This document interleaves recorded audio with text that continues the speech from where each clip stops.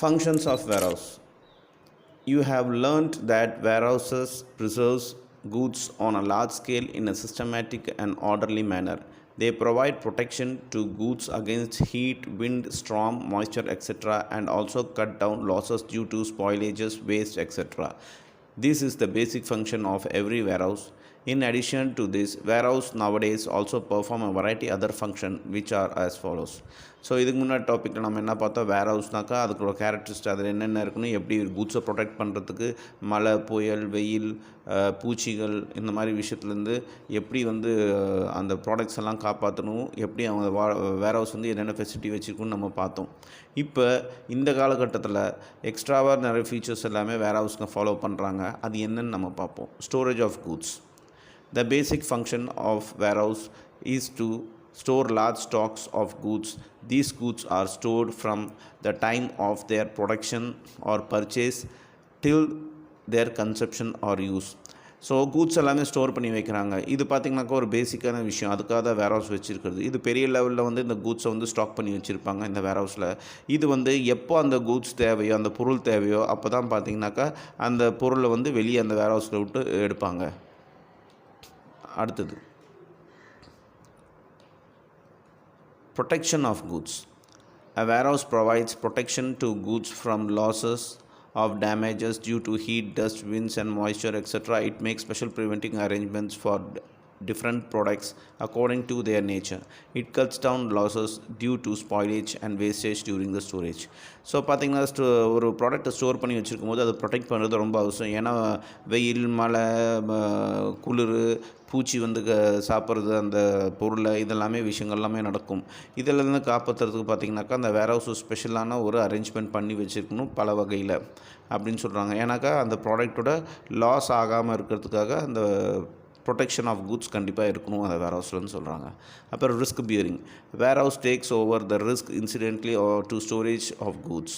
Once goods are handed over the warehouse keeper for storage, the responsibility of these goods passes on the warehouse keeper. Thus, the risk of loss or damage to goods in storage is borne by the warehouse keeper.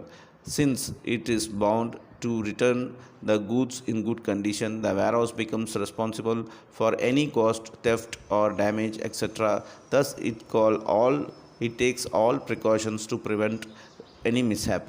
இப்போ நாம் ஒரு இடத்துல நம்மளோட பொருளை ஒரு வேர் ஹவுஸில் கொடுத்துட்டோம்னாக்கா அந்த பொருளை முழுசாக பாதுகாக்கிறது நம்ம எப்படி வச்சோமோ அதே மாதிரி திருப்பி கொடுக்கணும். அதுதான் வேர் ஹவுஸோட கடமை, டியூட்டி. அதுக்கு பொறுப்பு ஃபுல் அண்ட் ஃபுல்லாக, ரிஸ்க் பொறுப்பு ஃபுல் அண்ட் ஃபுல்லாக அந்த வேர் ஹவுஸ்காரங்கள் தான். ஏதாவது நடந்துச்சுனாக்கா அந்த வேர் ஹவுஸ் தான் அந்த பொறுப்பை எடுத்துக்கணும், அந்த நஷ்டத்தை எடுத்துக்கணும்னு சொல்கிறாங்க. அதனால் வேர் ஹவுஸ்க்கு ஒரு பொறுப்பு இருக்குது. நம்ம எந்த மாதிரி வேர் ஹவுஸ் நம்ம பொருளை வைக்கிறோமோ, நம்ம டெலிவரி பண்ணும்போது எடுக்கும்போது அதே மாதிரி அவங்க கொடுக்க வேண்டிய பொறுப்பு அவங்களுக்கு வேர் ஹவுஸ்காரங்களுக்கு இருக்குதுன்னு சொல்கிறாங்க. Financing. When goods are deposited in any warehouse, the depositor gets a receipt which acts as a proof about the deposit of goods. The warehouse can also issue a document in favor of owner of the goods, which is called warehouse keeper's warrant. This warrant is a document of title and can be transferred by simple endorsement and delivery. So, while the goods are in custody of the warehouse keeper, the businessman can obtain loans from bank and other financial institutions, keeping this warrant as security. In some cases, warehouse also give advance of money to the depositor for the short period, keeping the goods as a security.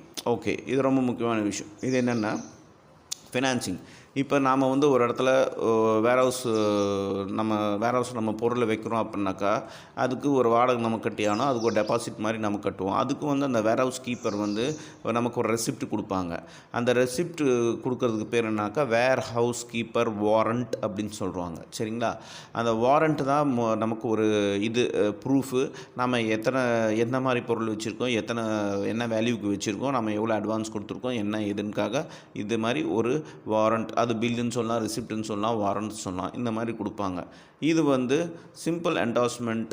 Delivery அப்போ பார்த்திங்கனாக்கா நம்ம எடுக்கும்போது அந்த வாரண்ட்டை நம்ம காட்டிட்டு bill மாதிரி தான் அதை நம்ம காட்டிட்டு மீதி நம்ம பணம் பே பண்ணோம்னாக்கா நம்ம பே பண்ணிட்டு அந்த மாதிரிலாம் பொருள் எடுத்துக்கலாம்.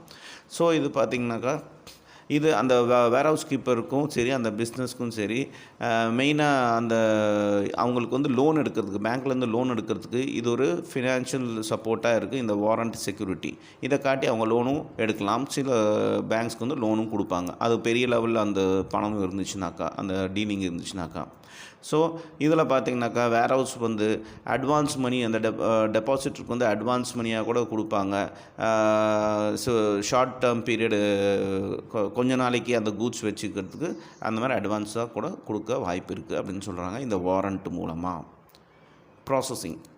Certain commodities are not consumed in the form they are produced.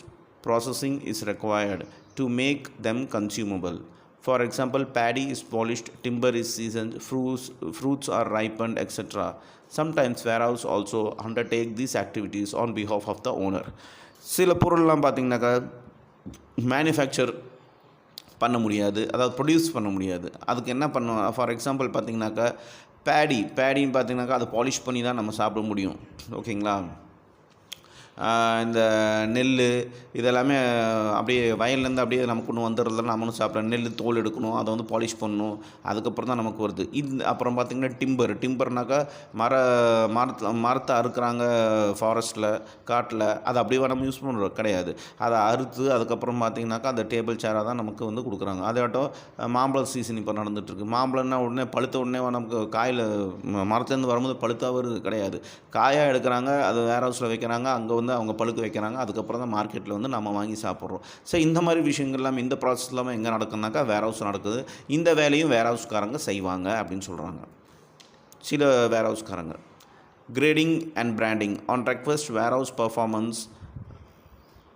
perform the functions of grading and branding of goods on behalf of manufacturer, wholesaler or the importer of goods. Warehouse also provide facilities of mixing, blending and packing of goods for the convenience of handling and sales.